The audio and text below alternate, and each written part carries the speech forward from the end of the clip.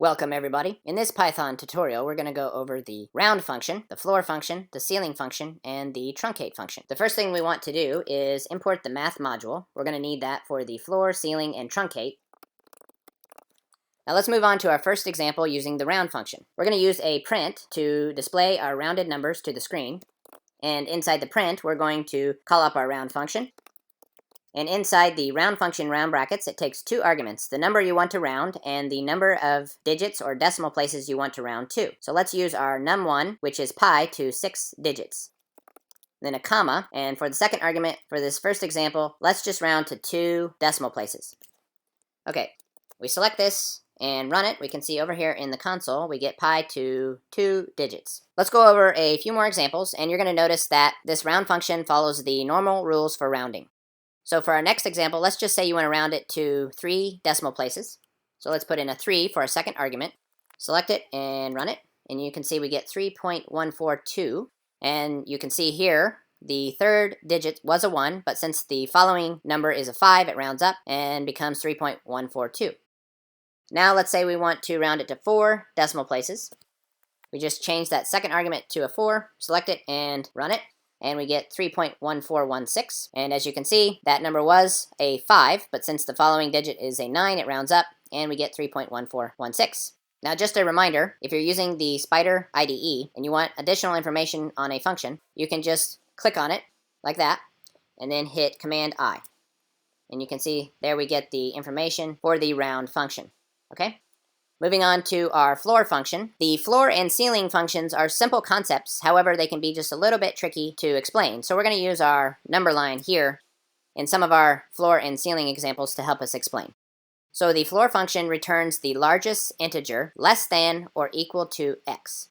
Now notice that it says integer, and you can think of an integer as a whole number or a number that is not a fraction or a decimal. So for our first example, we're going to use this number here, 5.99.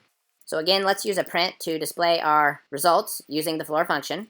Inside the print, let's use the math module, a dot to access the floor function, and then inside the round brackets for the floor function, let's put in our number, which is 5.99. The variable name is num2. Okay, now before we run this, let's try and figure out what this will be. So if we go back to our definition here, the floor returns the largest integer less than or equal to x, which is, in this case, 5.99. So if we go down to our number line, and let's just put our cursor right about where 5.99 would be, that would be right about there. So the first thing we know is that it's less than or equal to the number. So that means we need to go this way on the number line, okay? But you also have this criteria, which says the largest integer that's less than. So the largest integer that's less than 5.99, if we go this way on the number line, is 5. Okay? Now, you could say, well, 4 and 3 and 2 are less than x, or our number, 5.99, but we want the largest. Okay? So in that case, 4, 3, and 2, or anything less than, will not apply. We want the largest number that is less than the number.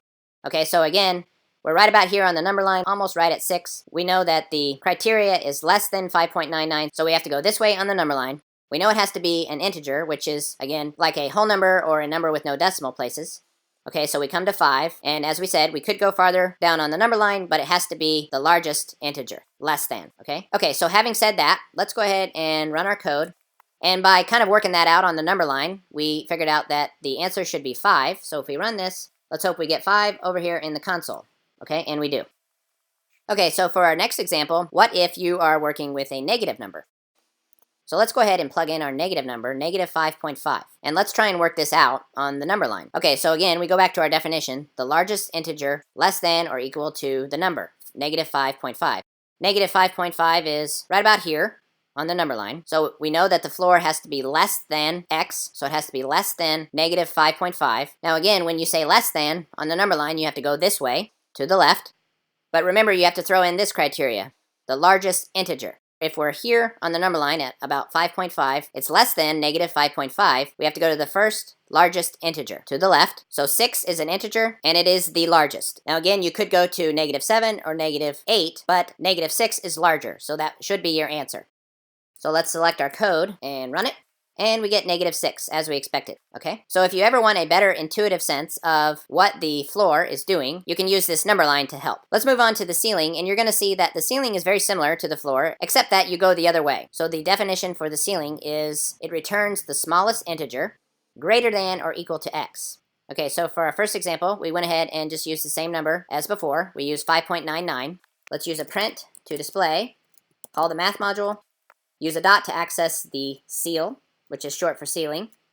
Inside the ceiling round brackets, we want to put our number. So let's just put the variable name num4 for 5.99. Now again, before we run this, let's see if we can figure out what we think it should be. So if we go to 5.99 on the number line, it's right about here. And in this case, it has to be greater than or equal to that number, and it has to be the smallest integer. Okay, so the first integer that is greater than 5.99 is 6. Now, if we tried to use 7 or 8, that won't work because 6 is the smallest, okay? So the ceiling for 5.99 should be 6.